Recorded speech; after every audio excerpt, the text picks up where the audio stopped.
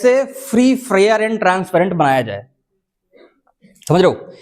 क्यों ऐसा जरूरी क्यों है? आज अभी देखोगे ना कि सबसे जो इंटेलिजेंट लोग हैं वो पॉलिटिक्स में नहीं आ रहे हैं, जबकि जरूरत सबसे ज्यादा समझदार और इंटेलिजेंट लोगों की पॉलिटिक्स में है। क्योंकि एक देश की अगर राजनीति ठीक हो जाएगी ना तो सब ठीक हो जाएगा। क्योंकि लोकतंत्र में डेमोक्रेसी ही सब कुछ डिसाइड करती है, पार्लियामेंट ही सब कुछ डिसाइड करती है कि शिक्षा किस दिशा में जाएगा, स्वास्थ्य किस दिशा में जाएगा, रिसर्च एंड इनोवेशन किस दिशा में जाएगा, साइंस किस दिशा में जाएगा, एग्रीकल्चर किस दिशा में जाएगा। हर चीज कौन डिसाइड कर रहा है? पॉलिटिक्स। ऐसा कैसे मैं कह रहा हूं? किस फील्ड को कितना बजट एलोकेशन होगा ये कौन डिसाइड करेगा? जैसे मान लो अच्छे कॉलेजेस बने, अच्छी यूनिवर्सिटीज बने, ये कैसे डिसाइड होगा? आप आम जनता तो बना नहीं सकती इसको। कौन डिसाइड करेगा? पार्लियामेंट, विधानसभाएं। तो अगर वहां पे अच्छे लोग नहीं जाएंगे, पढ़े लिखे लोग नहीं जाएंगे तो कैसे डिसाइड करेंगे? तो एडीआर का एक डाटा है, और मैं नहीं बता रहा हूं, ये एनसीआरबी एक संस्था है, ठीक है? एनसीआरबी के according,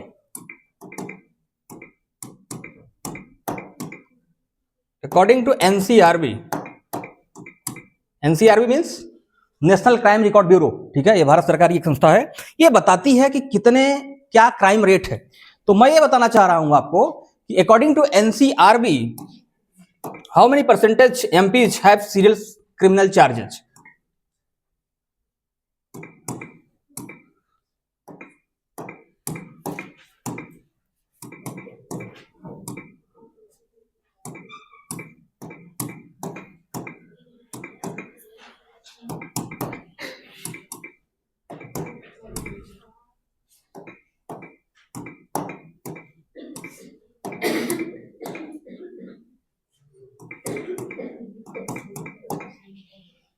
serious criminal charges,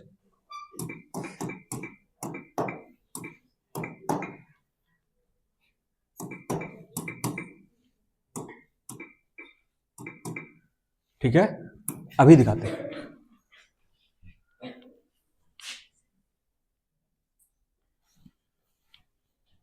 ADR, ये आपको दिख रहा होगा, adr.org। अभी मैं आपको 2-3 वेबसाइट बताऊंगा जिसको आपको रेगुलर देखना है। जैसे अभी आप ग्रेजुएट होके तुरंत लोकसभा में बैठने का मौका भी मिल सकता है आपको, ठीक है? कैसे मिलेगा मैं बताऊंगा। एक व्यवस्था है जिसको बोलते हैं लैंप फेलोशिप, एक संस्था है पीआरएस। आपको क्या लगता है, कभी आपने अच्छा पार्लियामेंट की प्रोसीडिंग देखी है? आजकल चल रही है, कौन सा सेशन चल रहा है आजकल पार्लियामेंट का? विंटर सेशन, है ना? अरे तुम लोग तो बोलो, जिन्होंने पढ़ा है वो भी नहीं बोल रहे। 3 सेशन होते हैं, है ना? बजट सत्र, budget session, winter session, summer session, है ना? तो अभी चल रहा है कौन सा? Winter session. तो आप देखोगे वहां बहुत सारे एमपीज डे बाय डे पे बोलते रहते हैं कुछ ना कुछ अपना। MP means member of parliament, ठीक है? तो वो कैसे बोलते हैं? कुछ मिनिस्टर होते हैं, उनको जवाब भी देना होता है। तो उसके तहत पीआरएस क्या करता है, नो डाउट उनके पास बहुत सारे सरकारी बाबू तो होते ही हैं उनको मदद करने वाले, लेकिन स्टूडेंट्स के बीच से भी, पूरे देश से भी सिलेक्ट करते हैं वो लोग। समझ रहे हो? हमारे कई दोस्त रहे हैं जो एज ए एमपी के लैंप काम कर चुके हैं। लैंप मींस वही होता है कि आज कोई भी मेंबर ऑफ पार्लियामेंट कल कुछ बोलने वाला है सदन में, तो सबसे पहले रिसर्च करना पड़ता है लाइब्रेरी में जाके कि क्या क्या चीजें किन मुद्दों में बोलने वाले हैं। वो रिसर्च करने का काम उनकी टीम करती है, और वही टीम का सिलेक्शन होता है लैंप्स के माध्यम से। और आपको वहीं रहने का, खाने का, घूमने का, उनके साथ ही रहने का मौका मिलता है। समझ रहे हो? तो ये आपको लोगों को मौका मिल सकता है, कुछ नहीं, बहुत आसान प्रोसेस उसके लिए। आप फॉर्म अप्लाई करेंगे, एक एसे आपसे लिखवाएंगे, आपका इंटरव्यू होगा, सिलेक्शन हो गया, बस। 1 से 2 साल के लिए, ज्यादा नहीं कि हमेशा परमानेंट हो गए आप, ठीक है? क्योंकि आप जानते हो कि हमारे देश में एमपी ही परमानेंट नहीं होते। कोई लोकसभा का मेंबर जो होता है कितने साल के लिए होता है? 5 साल के लिए, ठीक है? तो आपको भी उनके साथ काम करने का मौका मिल सकता है। अब देखिए 46% new MP have serious criminal charges. समझ रहे हो? और वो भी आप यहां पे देखिए, अगर थोड़ा सा चमक ना रहा तो आप देखिए 543 कैंडिडेट्स ने चुनाव जीता, ठीक है? उनमें से जो 251 है, यानी 46%, इनके पास क्रिमिनल चार्जेस हैं, और जो 170 हैं उनके पास तो सीरियस क्रिमिनल चार्जेस हैं, खासकर कैसे, including cases rape, murder, attempt to murder, kidnapping and crime against women. तो अगर लोकतंत्र में मर्डरी बैठे हुए हैं, रेपिस्ट बैठे हुए हैं, ऐसे किडनैपर बैठे हुए हैं, तो आपको क्या लग रहा है वो शिक्षा के लिए काम करेंगे, वो स्वास्थ्य के लिए काम करेंगे कि जाओ भाई सबको शिक्षा दे दो, सब समझदार हो जाए देश के। इसलिए जरूरी है कि पॉलिटिक्स अच्छी होनी चाहिए। पढ़े लिखे लोगों का, आप लोगों का, यंग लोगों का राजनीति में आना जरूरी है। घर में भी आज आपको सिखाया जाता है कि बेटा बड़े होकर क्या बनोगे, नौकरी करोगे, नौकर बनोगे। स्कूल कॉलेज में आपको सिखाया जाता है कि बच्चा खूब पढ़ो और सफल हो जाओ। कितने सफल? कितने सफल? नौकर हो जाओ, है ना। सफलता का पैमाना यह है कि आप नौकर हो जाएं तो सफल हो गए। नौकर होना सफलता नहीं है। ये ऐसा पढ़ाया क्यों जाता है? ये ऐसा पढ़ाया क्यों जाता है? ऐसा पढ़ाया इसलिए जाता है कि पूरी दुनिया में कौन सा सिस्टम काम कर रहा है, जिसको बोलते हैं कैपिटलिज्म सिस्टम, पूंजीवाद। पूंजीवाद एक मार्केट ओरिएंटेड सोसाइटी बनाता है, और मार्केट ओरिएंटेड सोसाइटी में काम करने के लिए चाहिए क्या? नौकर। तो नौकर कैसे पैदा होंगे? जब नौकर्स का ग्लोरिफिकेशन होगा। कोई भी चीज समाज करने कब जाता है? जब समाज में उसको ग्लोरीफाई कर दो। समझ रहे हो? जैसे आजकल शादियों का सीजन चल रहा है ना, शादियों का बड़ा ग्लोरिफिकेशन है कि नहीं है? क्या धूम धड़ाके के साथ बारात निकलती है? और वो जो करने जा रहा था उसको घोड़ी पे बिठा देते हैं भाई, और ऐसे वस्त्र पहन के बैठेगा तलवार लेके, और वहां जाएगा मंच पे बैठेगा, है ना। सारा सिस्टम उसी के इर्द गिर्द है। उस दिन एक दिन का राजा, एक दिन की रानी, इसके बाद इनकी खत्म कहानी। ऐसा क्यों है? ताकि तुम लोग भी देखो, सपने देखो। ये समाज ग्लोरीफाई करता है, क्योंकि शादी बहुत ही छोटी और पर्सनल चीज है। ठीक है, मैं तो कहूंगा घटिया चीज है, लेकिन उसका ग्लोरिफिकेशन अगर नहीं होगा तो लोगों का मोह भंग हो जाएगा उससे। इस वजह से ग्लोरीफाई किया जाता है। ठीक है, तो समाज में नौकर बनना भी क्या है आजकल? ग्लोरीफिकेशन। आपने देखा होगा धूम धड़ाके से रैली निकाल देते हैं लोग, है ना। ऐसा क्यों? समाज के दूसरे बच्चे इंस्पायर हों कि अरे हमको भी ऐसे बनना है। मम्मी पापा आपके कहेंगे, टीचर भी कहेंगे बेटा ऐसा ही बनो। इस वजह से ऐसा हो रहा है। ठीक है, तो आप देखिए यहां मैं इसकी बात कर रहा हूं। ये आपको देखते जाना है कि 55% of the number of the MP declared criminal cases in 2009। और देखो पहली बात ये भी है कि जो एक बार एमपी एमएलए बन गया, उसके ऊपर जितने भी क्रिमिनल चार्जेस लगे होते हैं उनकी ट्रायल स्लो हो जाता है। उनको अगर वो पार्लियामेंट में या विधानसभा में बैठे हुए कोई गिरफ्तार नहीं कर सकता, बहुत ज्यादा सिक्योरिटी है उनकी। ठीक है, तो जरूरत होती है कि उनके ऊपर अलग से स्पेशल कोर्ट्स बनाई जाए, स्पीडी ट्रायल कराया जाए। क्योंकि आप जानते हो कि इंडिया में जुडिशियल सिस्टम ऐसा है कि अगर केस आज आप किए हो ना, तो न्याय आपके नाती पोतों को मिलेगा। लगभग 5 करोड़ मामले पेंडिंग हैं जुडिशरी में, 5 करोड़। और जिस गति से सुनवाई चल रही है, उस गति से फैसला आने में लगेगा 200 साल। और आज एज एवरेज एज कितनी है according to government of India? एक आदमी कितना जीता है मैक्सिमम? 70 मान लो, भारत सरकार मानती है, लेकिन अब तो 70 पे भी खतरा है। ठीक है, उससे भी नहीं जी पा रहे लोग। तो इस वजह से जरूरी है कि हमारे जो लॉ मेकर्स हैं, आप ये समझिए कि ये सबसे जिम्मेदारी वाला काम है। ये करते क्या हैं? पार्लियामेंटेरियंस कानून बनाते हैं, लॉ मेकिंग का काम करते हैं। क्या करते हैं?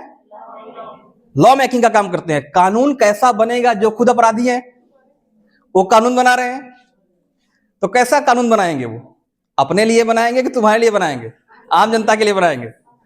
अपने लिए बनाएंगे। ठीक है, तो आप लोगों को ये चीजें समझनी जरूरी है। ये आपने देख लिया। इस वेबसाइट को मैं कहूंगा कि आप लोग देखते रहें बीच बीच में, बहुत अच्छा काम कर रहे हैं लोग।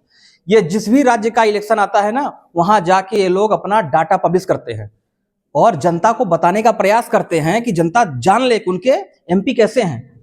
पीआरएस अभी जो मैं बात कर रहा था, पीआरएस में एक सेक्शन है नो योर एमपी, अपने एमपी को जाने। लेकिन कितने लोग हैं जो अपने एमपी को जानते हैं, और खासकर उसके एजुकेशनल क्वालिफिकेशन जाने, उसके ऊपर क्रिमिनल चार्जेस जाने, उसकी वेल्थ कितनी है ये जाने, कैसे कहां से बिलोंग करता है वो जाने। लेकिन जनता तो हमारी कैसी है। बाबा साहब अम्बेडकर ने एक बात कही थी जब ये सिस्टम संविधान बन रहा था, उन्होंने कहा था कि संविधान तो बहुत बढ़िया है, लेकिन जनता कैसी है डिपेंड करेगा इस पे।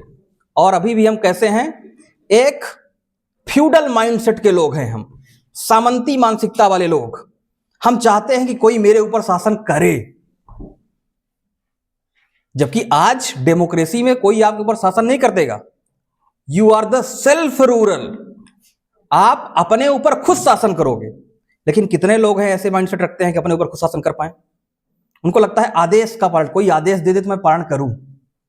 यही है फ्यूडल माइंडसेट, और इसी को तोड़ने की जरूरत है।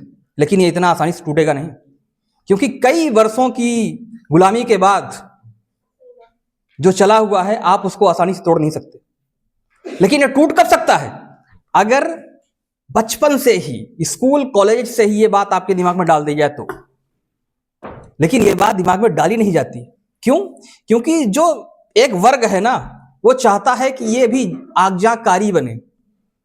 हर बच्चे को कहा जाता है बेटा तुम वही बच्चा अच्छा है जो खूब आज्ञाकारी हो, है ना। वो बच्चा सबसे गधा है, ठीक है, जो एक तरह से बिना सोचे समझे आज्ञाकारी है, ठीक है। घर वाले पेरेंट्स यही सिखा रहे हैं कि कोई आ जाए, अंकल जी आ गए, अंकल जी को नमस्ते करो, भगवान जी की जय बोलो, अंकल जी की जय बोलो, यही करो, है ना, डांस करके दिखाओ। ऐसा नहीं है। बच्चा जितना उद्दंड, जितना तूफानी, उतना अच्छा, ठीक है। तो आपको उद्दंड बनना है, ना कि आज्ञाकारी। उद्दंड मतलब किसी को नुकसान नहीं पहुंचाना है, मतलब क्यूरियोसिटी आपके अंदर होनी चाहिए कुछ ना कुछ नया करने का। ये नहीं कि हम शांति से बैठे हुए हैं, कुछ कर ही नहीं रहे। सोचने समझने की क्षमता आपकी तेज होनी चाहिए, ठीक है। ठीक है, ठीक है। अभी आप लोगों ने ताली बजाई है, मतलब आप लोग बड़ा एग्री कर गए मुझसे, मुझे लग रहा है। ठीक है, तो अब मैं आपसे कुछ पूछूंगा। अब आप इतना ही सहमत हो रहे हो मुझसे, तो आप कुछ क्वेश्चंस का जवाब भी देंगे, है ना। कल ही मैंने बता दिया था कि कुछ चीजें आपको पढ़ के आनी है ना। ये टू वे कम्युनिकेशन होगा, जिसमें मैं भी कुछ आपसे पूछूंगा और आप भी कुछ मुझसे पूछ सकते हो, ठीक है। तो अभी मैंने आपसे पूछा था कि कितने स्टेट्स हैं और कितनी यूनियन टेरिटरी है ना। आप लोगों ने बताया नहीं कि बता दिया। अब देखिए, अभी वोटिंग की एज कितनी है? 18 साल, है ना। पहले ये 18 नहीं हुआ करती थी, पहले 21 साल हुआ करती थी। 18 क्यों किया गया? 18 क्यों किया गया और किसने किया? मेरा क्वेश्चन ये है बच्चों कि ये 21 से 18 करने का तूफानी काम किसने किया? भारत का प्रधानमंत्री कौन था उस टाइम पे? कौन बताएगा? At that time who is the prime minister of India when the voting age reduces from 21 to 18? कोई बताए?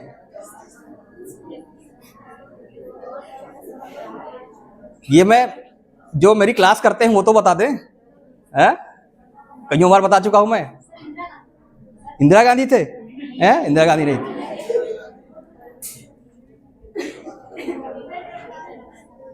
कोई नहीं बता पाएगा? क्या पढ़ के आप लोग?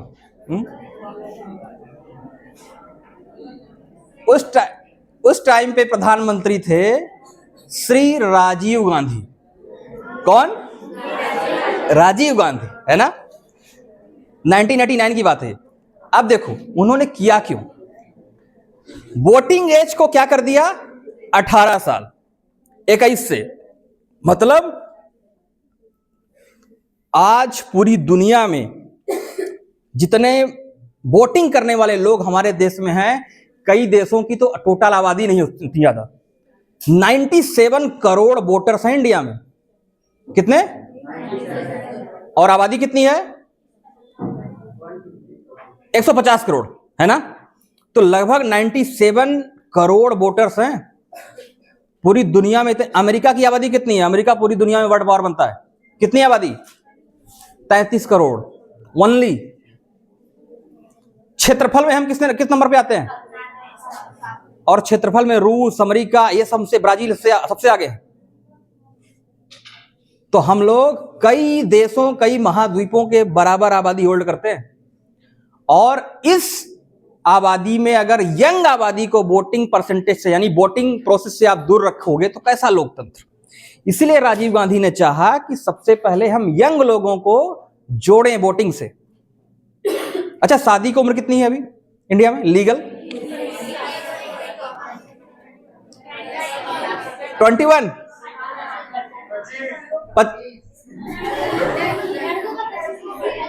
नहीं, अभी तो 21 ही है। मतलब 18 साल की उम्र में आप देश का भविष्य तय कर सकते हो, अपना नहीं कर सकते, है ना? आप अपना भविष्य तय करने के लिए आपको कितने का होना पड़ेगा? 21 का। हालांकि मुझे नहीं लगता कि 21 में क्या ही समझ होती है, लेकिन कईयों बार तो मैंने देखा है कि लोग और भी बड़े हो जाए तब भी समझ नहीं होती। ठीक है, लेकिन ठीक है।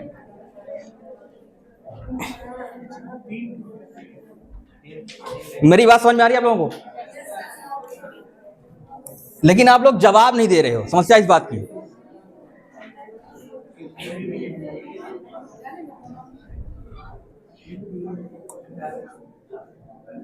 आप देखो, एक नया कानून बना जिसको बोलते हैं एंटी डिफेक्शन लॉ। क्या बोलते हैं? आप जानते हो कि इंडिया में दल बदल की समस्या बहुत। आज फलाने नेता इस पार्टी में है, कल उस पार्टी में हो जाएंगे, कल वहां से टिकट मिल गया उसमें चले जाएंगे। इससे होता क्या है? क्या हुआ? इससे होता यह है कि राजनीतिक इनस्टेबिलिटी, पॉलिटिकल इनस्टेबिलिटी बढ़ती है। सरकार गिरने का खतरा ज्यादा होता है, टूटने का ज्यादा होता है। इसको बोलते हैं आयाराम गयाराम पॉलिटिक्स। क्यों? क्योंकि एक गयाराम नाम के आदमी थे हरियाणा में, एक दिन में उन्होंने 3 पार्टी बदली। तो बाद में मीडिया वालों ने उनसे पूछा कि आयाराम किस पार्टी में है अभी? तो वो तीसरी पार्टी बदल के फिर से उसी पार्टी में आ गए थे जहां से गए थे। तो उन्होंने बोला था कि आयाराम, जो गयाराम थे वो आयाराम हो चुके हैं, मतलब जो चले गए थे वो फिर से आ चुके हैं। तो उन्हीं के नाम से आयाराम गयाराम पॉलिटिक्स को कहा जाने लगा। तो राजीव गांधी की सरकार ने 52nd कॉन्स्टिट्यूशनल अमेंडमेंट के माध्यम से एंटी डिफेक्शन लॉ